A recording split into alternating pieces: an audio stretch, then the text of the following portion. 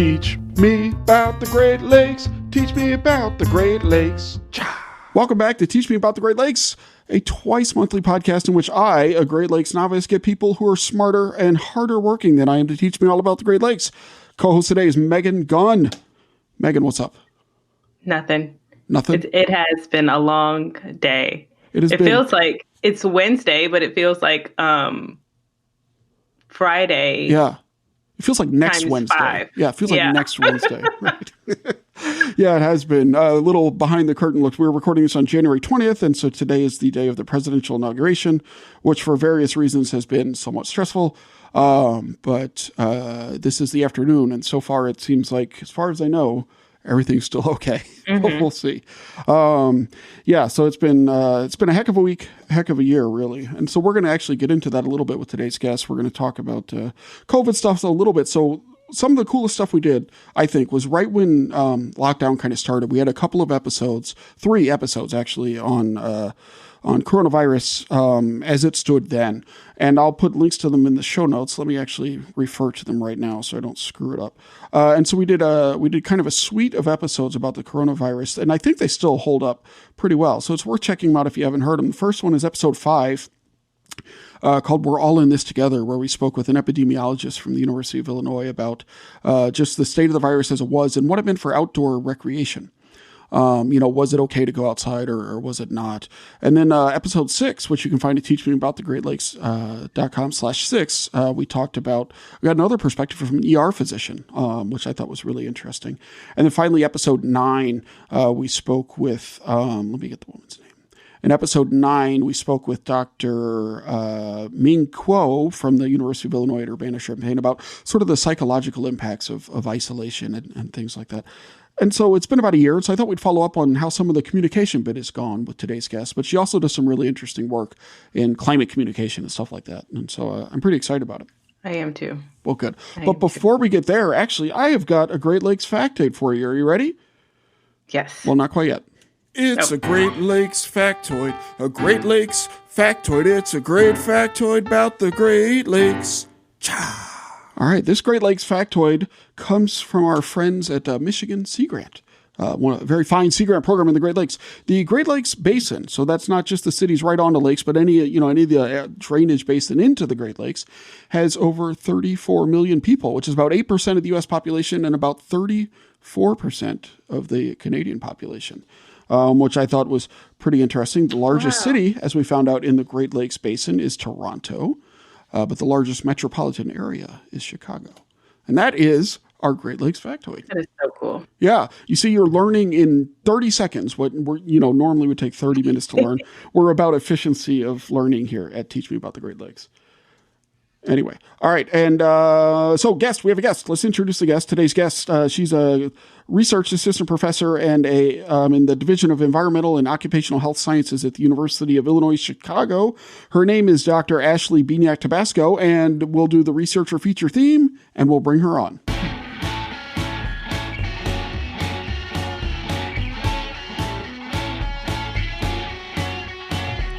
Researcher feature. A feature in which a researcher gonna teach us about the Great Lakes. Sorry about that. Our guest today is Dr. Ashley Biniak-Tabasco. She's a research assistant professor in the Division of Environmental and Occupational Health Sciences at the University of Illinois, Chicago. Ashley, how are you today? I'm doing well. So much for having me. Nice to see you as well, Megan. Nice to see you. Yeah, we're really great. So you are a risk communication researcher at UIC, is that right? Yes, that is correct. So how do you study risk communication? Do you analyze people's speeches, or do you look at infographics? I don't know, what kind of stuff do you study there? There's a whole variety of ways that you can study risk communication. My research in the past has primarily focused on looking at documentary film, actually, and climate risk messaging in documentary film, and understanding the ways in which that documentary communicates climate change impacts the audiences that it intends to reach. So we can look at the characters that are used, the way that they're framing the climate message, and really looking at between the message and the audience response. Huh, no kidding. So you have people watch films, I guess, and then study the response. Like, how do you do that exactly? I'll just tell you a little bit more about my dissertation research. So in this, we had actually a 5-part study. So what we did is we had a qualitative study. So we did some in-depth interviews with people after they had watched the documentary. We asked them a bunch of questions, learned what they thought about it, and specifically what they thought about climate change after watching this documentary. We also did some more traditional experiments in a lab setting. This was pre-COVID, where we had folks come into a lab, fill out a survey, watch the documentary, fill out another survey, so we could compare their previous climate change attitudes and beliefs with their post-watching this documentary climate change attitudes and beliefs. And then we had an online experiment where we did the same thing with people who were watching online. And then we had another online, it wasn't well, it wasn't an experiment, I suppose. We had another online experiment which had people watching this documentary. It's actually a documentary television series over the course of time that it was airing live. So they would fill out a survey, watch an episode, fill out another survey, come back a week later, do the same thing over 8 weeks. Had this huge body of data looking at this documentary series, really allowing us to have a deep dive understanding of how people responded and why. Well, that's fascinating. So what, like, in terms of your broad overview of findings, what did you find? Like, people would watch the documentary. How did that influence their attitudes and beliefs about climate change? So we found we're really interested in the documentary. They thought that it was really cool. It was really well done, was something that we heard a lot about. And a lot of people, I can tell you the name of the documentary series as well. It's Years of Living Dangerously. I'm not sure if you've heard about it, but I've not seen it, but I have, and we'll put a link to it in our show notes. Yeah, check it out. It was on National Geographic and Showtime and was on Netflix and Amazon Prime for a while, so you should be able to find it out there somewhere. There's 2 seasons of it. President Obama was in it, which was pretty cool. So people were really interested in climate change after watching this documentary. But the thing that I studied in particular was trying to understand how the narrative aspects of the documentary influence people. And so I looked at something we call narrative transportation, which is this idea that when you're really engrossed in a narrative that you're either reading or watching, you can potentially be transported into this world, this narrative that you're reading about. It's like you feel like you're in another place. And so what we did is we looked at how transported people felt while they were watching this documentary and compared that to their climate change attitudes and beliefs. And what we found is that the more transported people felt, the more engaged they got with this documentary and watching it, the higher their climate change risk perceptions were, so they felt more concerned about climate change, and the more efficacious they felt about doing something about it, so the higher their self ability to do something about it got. And this we saw across political affiliations, which was really exciting for us, which basically told us that storytelling can be a really important mechanism for potentially reaching across the aisle. And even more importantly, what we found is that at the lower end of this engagement or transportation scale, so people, when they weren't very transported, Democrats and Republicans were pretty far apart on their climate change attitudes and beliefs. So Democrats, as you might expect, because of the way that polarization has gone with climate change over the last 20 years or so, had higher climate change risk perceptions, also felt like they could do more about climate change compared to Republicans. But as transport up, as people got more engaged in the documentary, that difference pretty much went away. So storytelling could potentially also be a mechanism for sort of ameliorating some of those prior impacts of polarization that we have in climate change messaging, which we think is really exciting for climate change storytelling for people who are trying to learn about and think about different approaches to communicating about climate change, instead of, always recanting a series of facts about how terrible things are. Maybe, talking about experiences and storytelling might be a good option for reaching people all over the place. Because you find, so backing up a little bit, so what you found is that people are really polarized by their politics or maybe by their values when it comes to their climate change beliefs, right? Yes. And so you found that, but when people latch onto this story, that polarization tends to I guess either go away or be minimized. Is that kind of what you're saying? Yeah. So the more engaged that people felt, the less those differences were at the end of the film. So obviously this is one study, so we would hope to do additional studies to sort of continue to support this finding. But we find this to be pretty interesting, and hope that it means that good storytelling that tries to reach a diverse audience can actually bring us together on some issues that are really polarized, like climate change.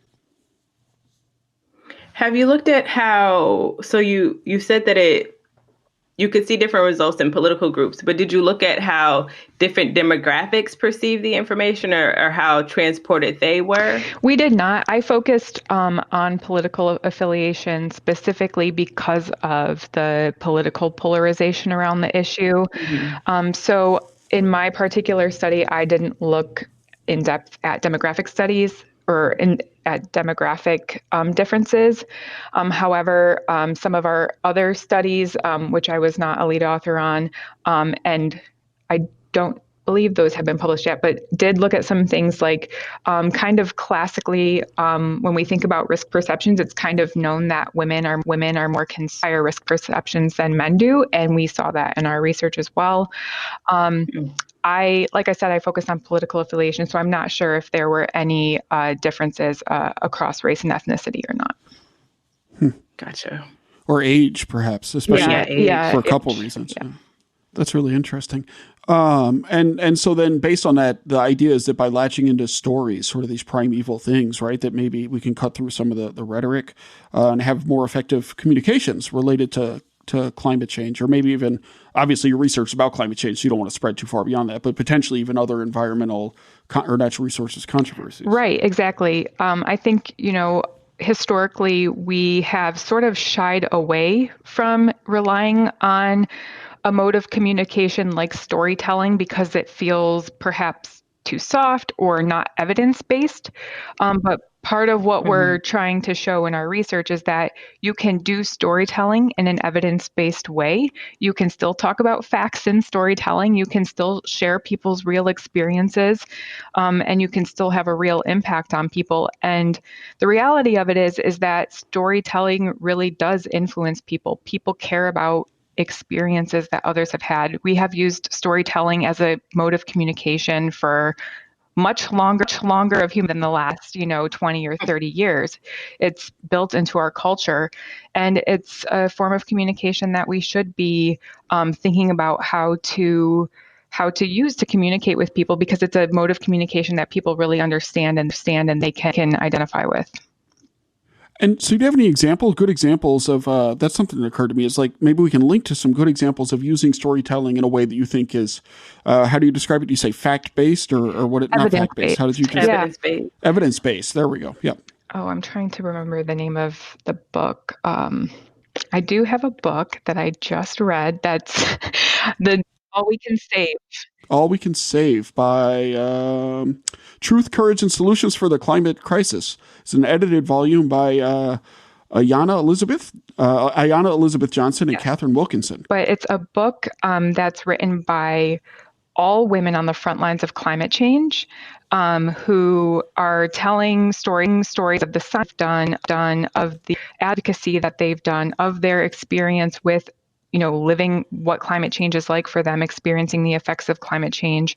And these are all, and also there are some poems. So it's like this really nice interwoven book that tells this really comprehensive story of what it means to be on the front lines of climate change today, and what it means for different cultures to be grappling with climate change. So I think that's a great example. And I also think, years of living dangerously, while, in our research, we did, find that there were a lot of valid criticisms of that documentary series. I think that it does a lot of things well, namely in talking about more than just the terrible impacts that we're going to face, but what types of solutions are out there, and what do we have that's cause for hope in the climate context, and what does that look like globally and in the United States? So really giving a broad perspective, and also something that's sometimes not appreciated very much, but really using beautiful imagery, which is something that is an important part of storytelling as well. So I do recommend checking that out.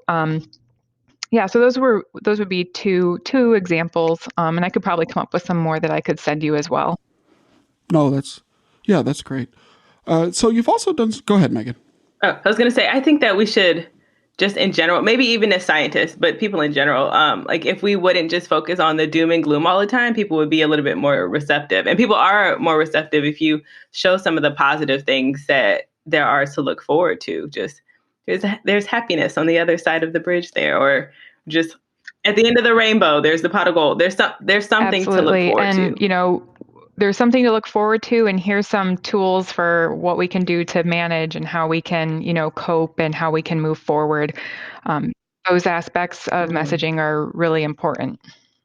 So you've also done some work looking at risk communication with regards to the coronavirus itself, right? Particularly in underserved communities and how the message is being communicated, or whether the message is being communicated. Can we talk about that a little bit? Right now, I'm one of many University of Illinois at Chicago School of Public Health faculty working on a community-based contact tracing partnership in Chicago. Partnership is made up of several organizations, including the Chicago Hook Partnership, UIC, the National Opinion Research Center out of UChicago, Malcolm X College, and Sinai Urban Health Institute.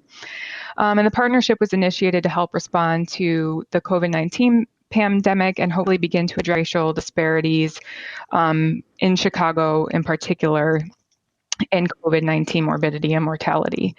My role on this project is primarily to provide risk consultation and education as needed for the team and for our community partners. So, for example, next week I'll be talking with our community partners about communicating risk and giving them tips for things to consider in their interpersonal conversations with community members, since that's a really big need right now.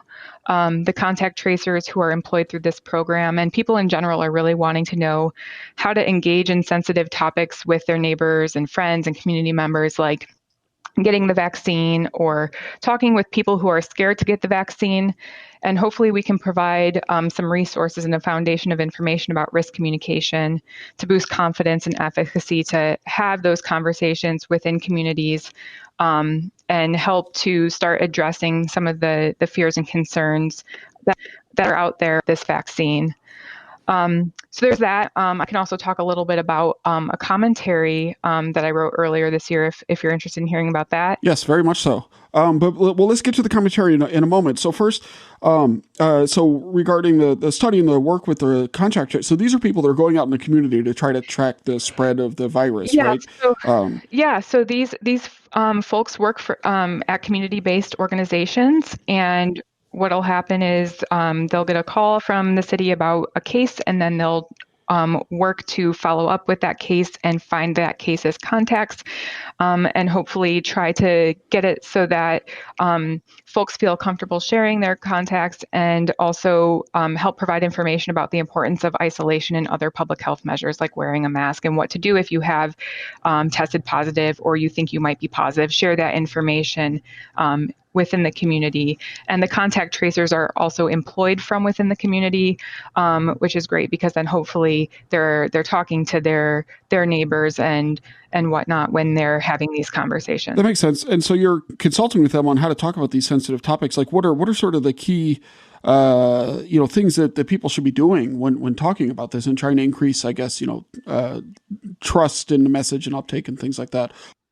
Yeah. So the things really are actually kind of intuitive, like really just having a sense of empathy and listening to the people that you're talking with and trying to understand where they're coming from and what their fears are. A lot of times fears are grounded in mistrust for good reason. They're grounded in the fact that this is something that's very new, and we've all been dealing with this assault of fear for a year, not knowing whether or not you can go outside and whether it's safe. So really sort of the first tip that I give folks is really just think about what it would be like to be in that person's shoes, really sort of try to feel a sense of empathy and listen about what they need and what they're asking for. Another thing is to really just try to not necessarily be the expert on everything. So I think a lot of times we often feel like, oh, someone's asking me this question. If I don't have the answer, it's going to look bad or whatever. But in reality, if we accidentally tell somebody something wrong and then something happens because of that bad information or miscommunication, or they don't get access to information about where to get their vaccine, or they thought that they weren't supposed to have any side effects and they do, like that can all lead to a spiral of further mistrust. So really knowing the limits of what you know and being okay with saying, hey, you know what, that's a really good concern. I'm not sure of the answer, but let me help you find someone who can. And then the third thing is really, finding people who that are trusted in the community, who can be that can help spread public health messages. Communities aren't super interested in having experts that are outsiders come in and be sort of saviors. That's not helpful. And so having folks within the community who have experience with getting the vaccine or who are connected to the public health department in some way, or who are a trusted figure, perhaps a pastor, or someone who's trusted in the community, those folks will be really important for helping to, dispel misinformation, combat rumors, increase confidence in getting the vaccine, share their experiences, and point people in the direction of public health messaging. A lot of what you're saying is just be kind of a good human being, right? It's funny because I was about this as I was, thinking about this podcast and thinking about the talk that I'll be giving to our community partners next week. And some of this stuff you don't have to be a risk communication expert to implement in your daily life.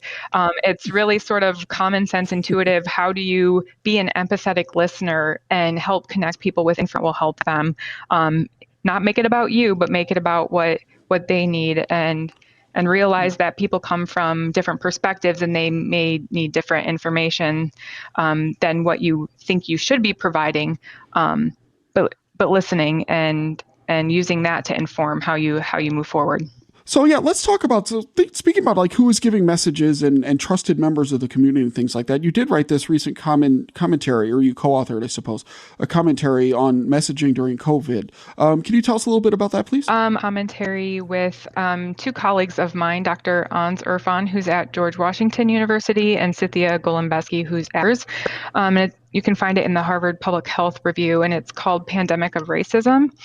And we took a look at the communications environment early on in this pandemic, and basically felt like we just had to say something about it and put a call to action out there.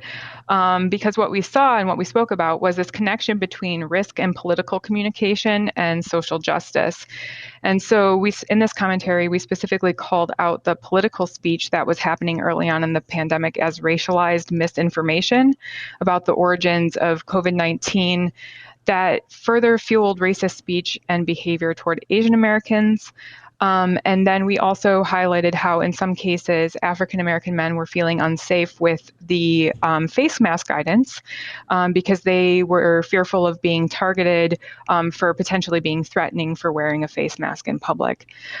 So we really focused in this commentary on thinking about how, obviously the last 4 years, there's been an erosion of what is considered truth and factual information, but really looking at this intersection of how this political speech and this racialized speech, this racist rhetoric, was being used as a form of misinformation that was creating an unsafer environment in an already unsafe situation. We were already dealing with the fear around the pandemic, and everyone was trying to figure out what they could do to be safe. And in the midst of this, we're creating an environment where folks are fearful of taking up public health measures or fearful of going about their daily lives because they were being targeted and discriminated against. And so, something that we haven't really talked about, but the federal government does have an important role in risk communication. And, that happens in a number of ways, but it can also be done really badly to the detriment of the pandemic response. So if you're interested in reading more about that, it's in the Harvard Public Health Review, I believe in June or July. And so what you're saying is like the specifics of like the language that people use can really matter in terms of the way that the audience receives a message and how they interpret that. Is that kind of like really down to the words and the images and the messages that people are saying, and that we need to be thoughtful about Absolutely. that? Is that kind of yes, what you're? it seems somewhat commonsensical, but also I think that sometimes people like to dismiss words as just words, and that's not the reality. Language has meaning. That's the purpose of language from the get-go, is to have meaning and to convey meaning, and it does so in very complex ways. And the words that we choose to use, the imagery that we choose to use, the codes that we choose to use in our language really have an impact on the way that people are able to live their daily lives and on conveying important public health messaging, as was in this case. And so it's really important in risk messaging, especially at the highest levels where people have the most visible platforms, to be very clear and unequivocal and to not be discriminatory in the rhetoric that you're using so that you don't alienate people who need your help. In some ways, it reminds me actually of the climate work you're talking about, because words and symbols, we talked about this a lot. We came up with a value statement for Illinois Indiana Sea Grant. We went through this whole process. And one of the things that people said, well, this is just, it's a symbol. And the answer is yes, it is just a symbol, but symbols are important, right? And it is just words, but words are important. And in many ways, it seems to me like it ties into your climate work when it's like, these are just different versions of stories, right? Yeah, that's so true. There are so many parallels between how the COVID response has unfolded and how climate change has been polarized over the last 25-ish years. Obviously, there's a lot of political forces that are involved in that, but they're it's a very similar playbook, so to speak, the ways in which language was sort of weaponized against people away from what might be considered a common sense public health approach or common sense approach to addressing climate change to a place where we're now in this catastrophe that we're in. So there's definitely a lot of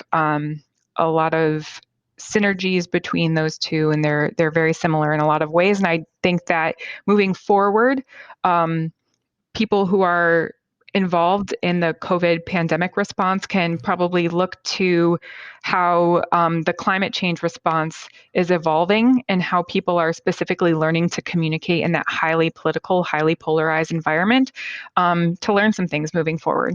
So who should people be listening to, I guess? Who are these communicators that people should be looking to listen to as the vaccine is rolling out? Sure. Who has the best words, I guess? think that's a good question without a simple answer.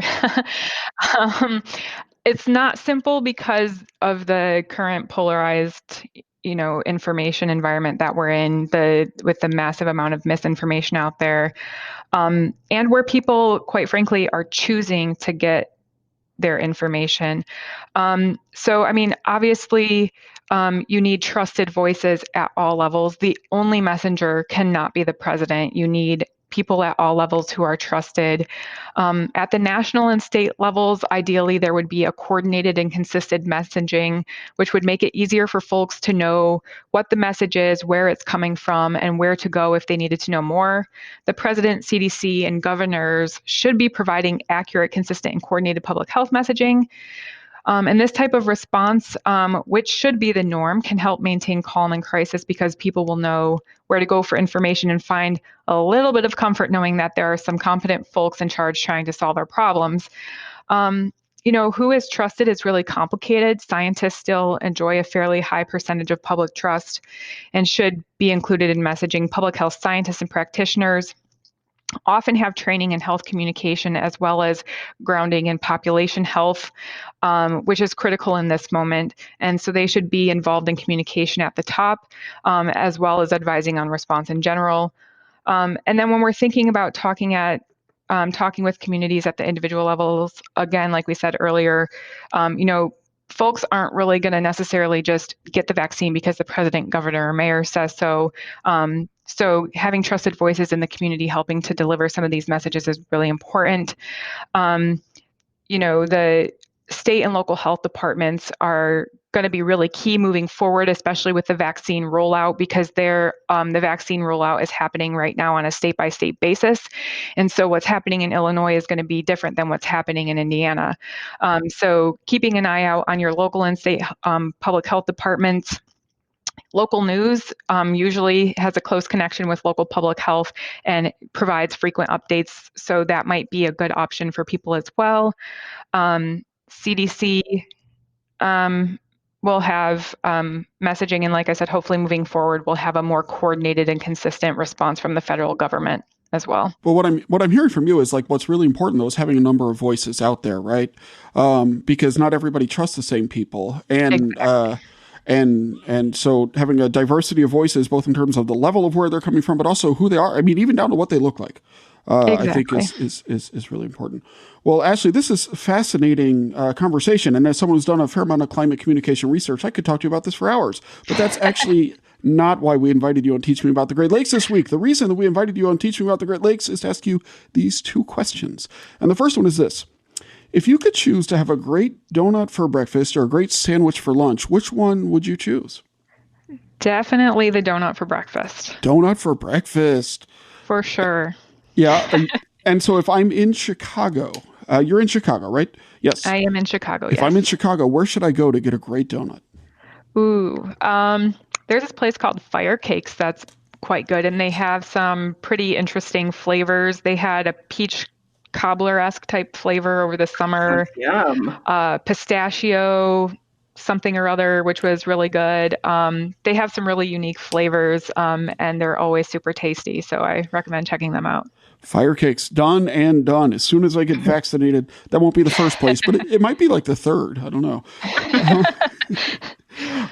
Great. And then the second is this. So you're a communications researcher. You research risk communication and related things, right? What makes you good at your job? What is a key skill for someone in your industry to have that you think maybe is worth thinking about in the larger sense? Sure. I think that having a sense of empathy and sort of duty to my fellow citizens is one of the key things that makes me good at my job. I have a public service oriented sort of mission for myself, and I take that to work in everything that I do. And I really just think that to be a good communicator, you need to be a good listener, and you need to be able to try to understand where other people are coming from. And I think that those are things that I hope that I can do, and that I think that's really important for someone who's trying to do a good job at communicating. Great. Well, if people want to find out more about your work, where can they go? Is there like a website or a social media feed, or should they just read your commentaries? What should we do? I suppose I have a small description of my work on my UIC website, which you can find just by Googling my. I'm also on LinkedIn. I have a Twitter handle as well. It's at AB Tabasco. And so I have, to be frank, I took a little bit of a break from Twitter over the last month or so because I desperately needed that. But I typically try to discuss climate change, risk-com, and other social issues on my Twitter feed. Yes, I signed out of Twitter in October of 2020. My personal account, I still do the show account, and it's been nice. I'll be honest, it's been nice. Yeah. The break has definitely been nice. It has. Dr. Ashley Biniak Tabasco, Research Assistant Professor in the Division of Environmental and Occupational Health Sciences at the University of Illinois, Chicago. Thank you so much for coming on and teaching us all about the Great Lakes. Thanks so much for having me. It was really great to talk with you, Stuart and Megan.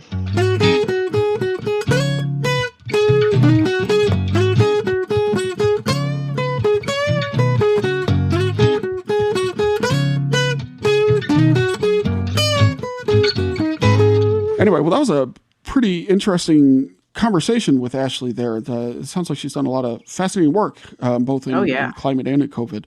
And we think about that a lot in like extension, right? And outreach work. It's like the importance of the messenger and how that's hard to overrate. And it seems like it's something that it takes active work, I think, to find good messengers, because they're inherently, if you're going to speak to a whole populace, they're not going to be just like you are. If you want to speak to like yourself and people like you, then it's real easy to find those people. But reaching out, I think, it's a challenge. But I think Ashley argued, and it's a good argument to me, kind of an imperative, right, that you do that. Yeah. And it's all about finding those people that the people in the community trust. Yeah.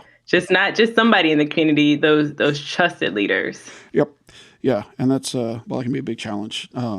Anyway, because it's hard. And as always, the lesson is continue to fund social science researchers to do work. And, we can help with that. But that's my message for most episodes of most podcasts, I think, is fund me to do stuff. Good. Well, Megan, where can people go to find out more about the work that you do? You can find me on Twitter at _TFFP, and also on Instagram at The Familiar Faces Project. There is a website, thefamiliarfacesproject.org, that I am actively working on updating right now. And so there will be more resources on there soon. Excellent. Well, I'm looking forward to that. And that's actually, it's the exact same story you're talking about, right? In terms of familiar, that's an idea of trust. It's trust, and it's, I think you're more looking at like models of success, right? Yes. But still, it's the same thing. It's important to have good models out there for trust, models for success, and things like that. And so I'm really thrilled for the work you're doing, and can't wait to see it continue to evolve. Thank you. Yeah. And hey, contact the show. You can hit us up on Twitter. We're Teach Great Lakes is the Twitter thing. Send us an email at teachmeaboutthegreatLakes@gmail.com. I think that's the best way. I think that's all the ways. There are probably more ways, but those are the ways. My name is Stuart Carlton. Thank you so much for listening. And, we'll be back on the first Monday of every month and the third Mondays of most months. And, in the meantime, keep grading those lakes. And there it is. Keep grading those lakes.